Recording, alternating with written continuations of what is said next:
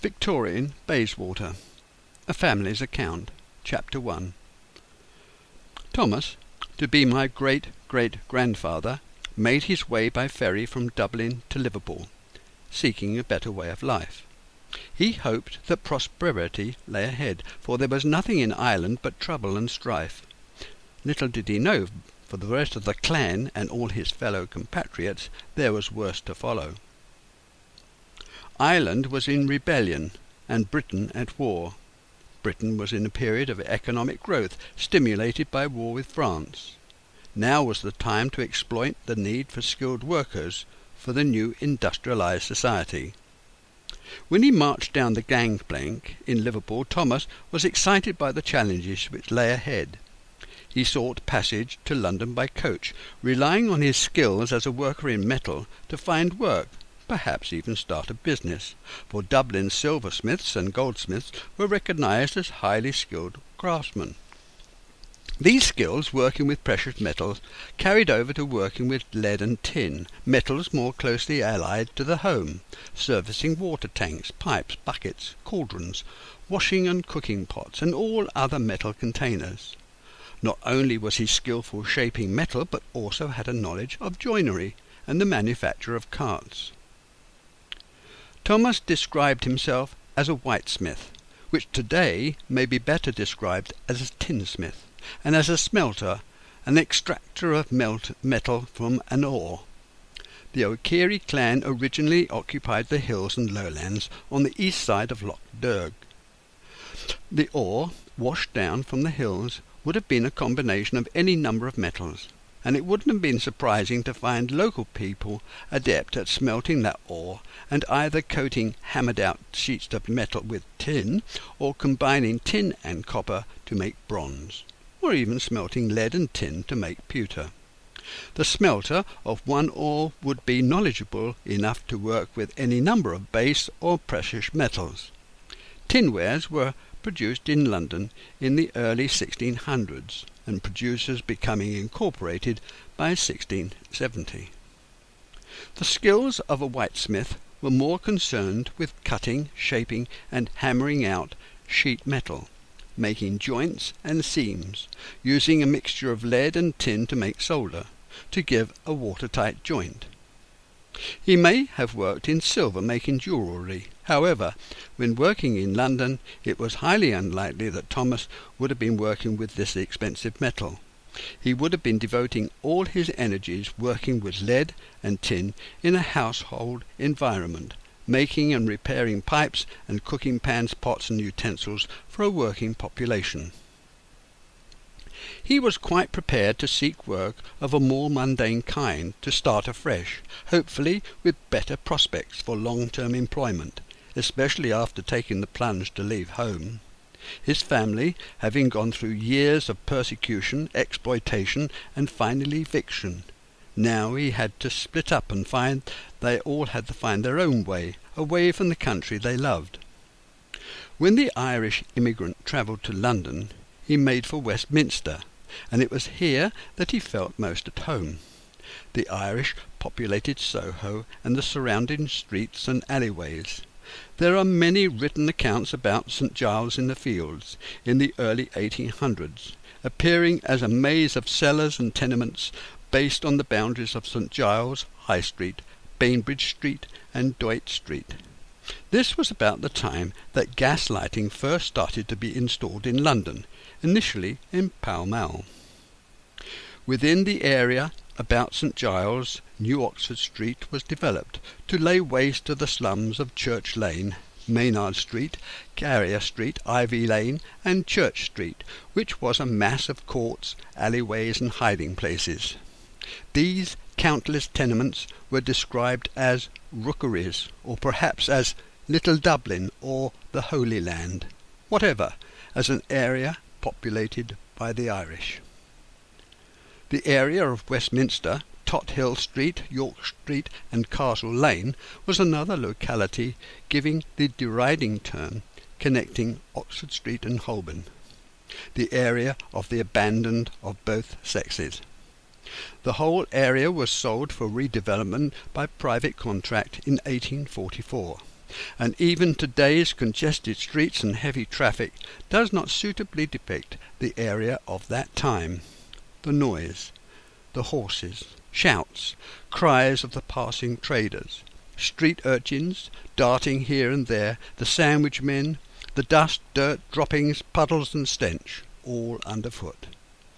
The omnibus disgorged passengers, ponderous wagons turned down narrow lanes, completely blocking them, forcing all to proceed ahead of them, to burst out of the street at the other end. It was described as a howling wilderness. To Thomas, Georgian London must have seemed intimidating. He was here to escape poverty, but was faced with peace and space, dined and for both. His bag of tools, at one time a mark of industry, here the bag felt like a burglar's haul. However, it was no good berating his bad luck, he just had to make a go of it. He was not ready to throw in the towel. Now he had adopted an English spelling for his name, and he couldn't face the scorn of the rest of the family by going back. It was there, shortly after taking lodgings in 1818, that he met and courted Hester Pepler, eventually marrying her on the 17th of October 1819 at St. Anne's Church, Soho, fathering 2 boys and 5 girls. Hester was born and christened in 1794 in Great Stanmore, a small village on the outskirts of North London, just off the Great North Road, and died March 1872 in Westminster at the age of 79. She was buried at the same church she was married in 60 years before. Hester's mother before marriage was named Mary Collins. It would be interesting if she was any relation to the Collins of Chard, my mother's name. In 1816 the building of the Grand Junction Branch Canal was being dug out on the Paddington estate, and at the same time houses were being built along its banks to furnish the builders with homes.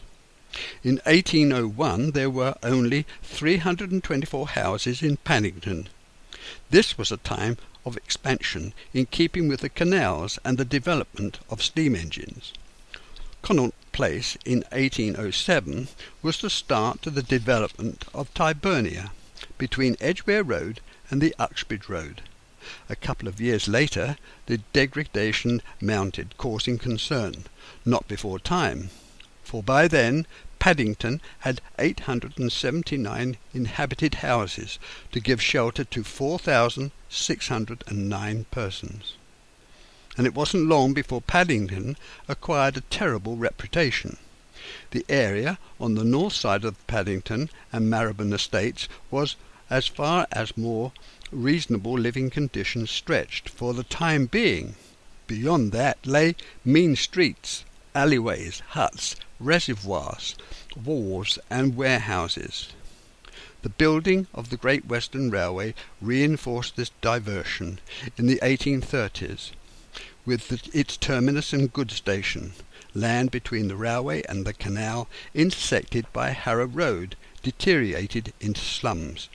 A large percentage of those living there were displaced Irishmen. This whole area began to be redeveloped. The people were gradually pushed out, whole estates razed to the ground, and the builders moved in. It became a period of massive building projects that made the way for the prosperous suburbs of Bayswater, Paddington and Kensington, when rich tradespeople, developers, merchants and professional men followed the gentry into taking over the new houses, giving a further boost to the area with their lavish lifestyles.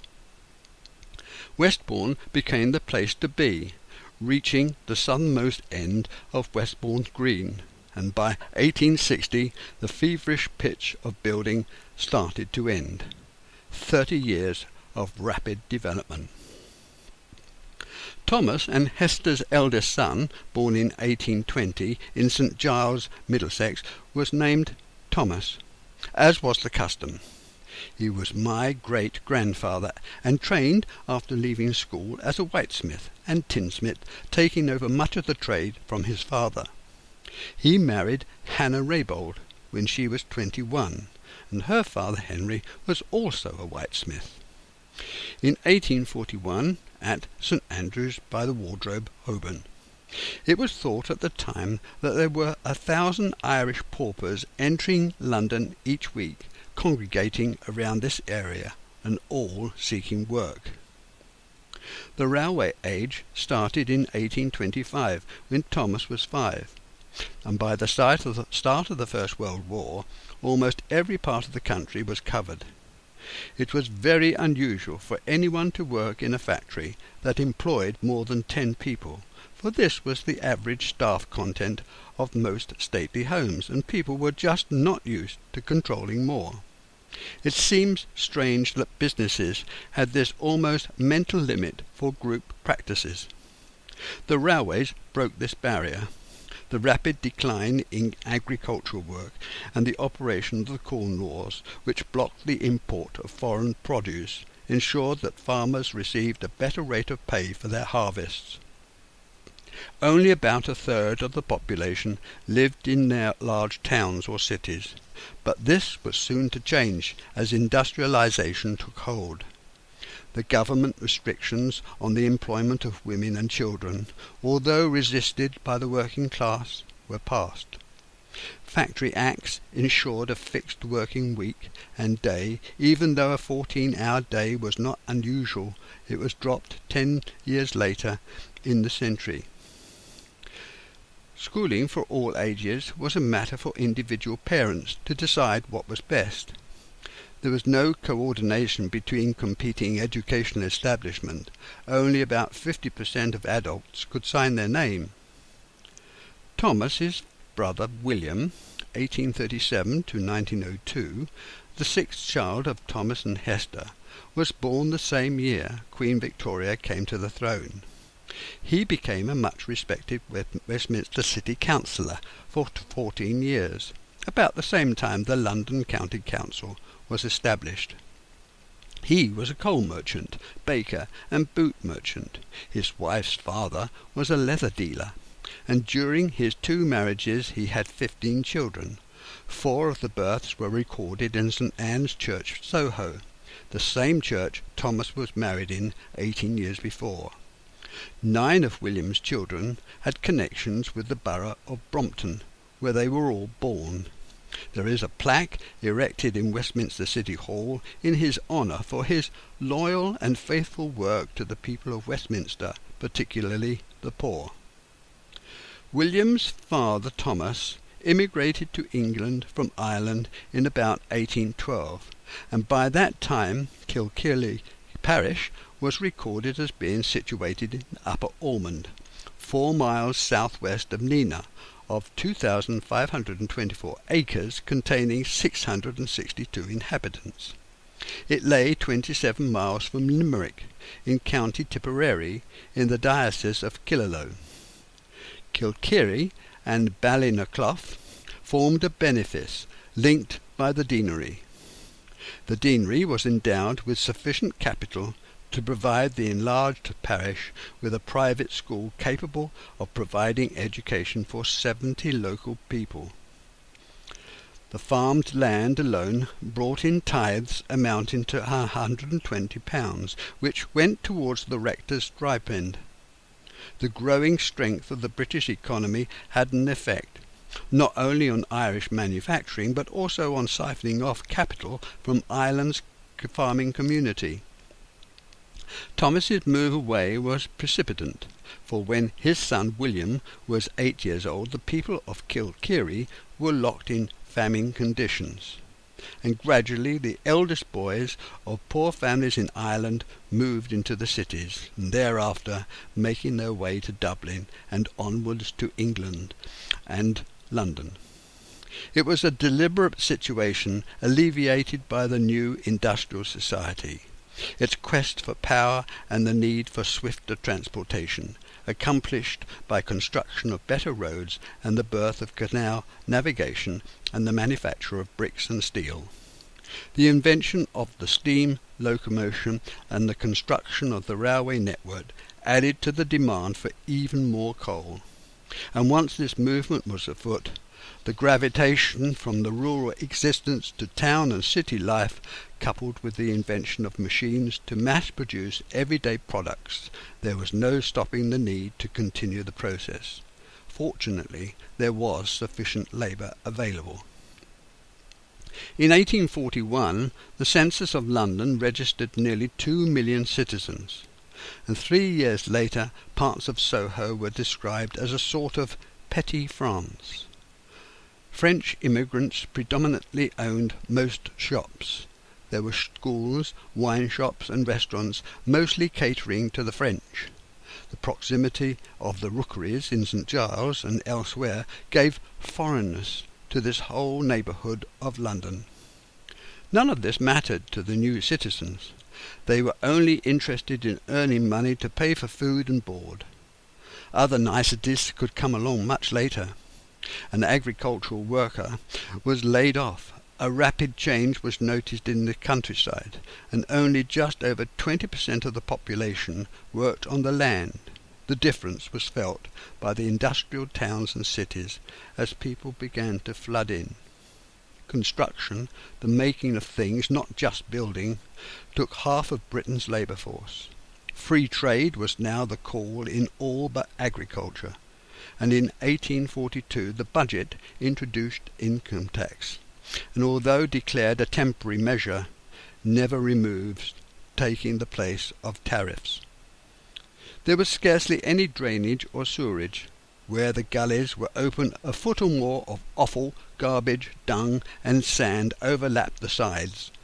Buckets of human waste were still thrown out of upstairs windows, adding to the indescribable mess and stench. The corpses of the poorest were just thrown into open marshland around St. Bride's Church, and on Wednesdays the ground was opened up again to receive yet more bodies. Low-lying districts, often flooded, resulted in the Great Stink of 1858, and many Irish immigrants were engaged in the construction of a new sewer system. Labourers were paid in 1859 18 shillings a week, and skilled workers double that. And engineers, the latest skill to be picked up and developed by associated tradesmen, earned 35 to 37 shillings.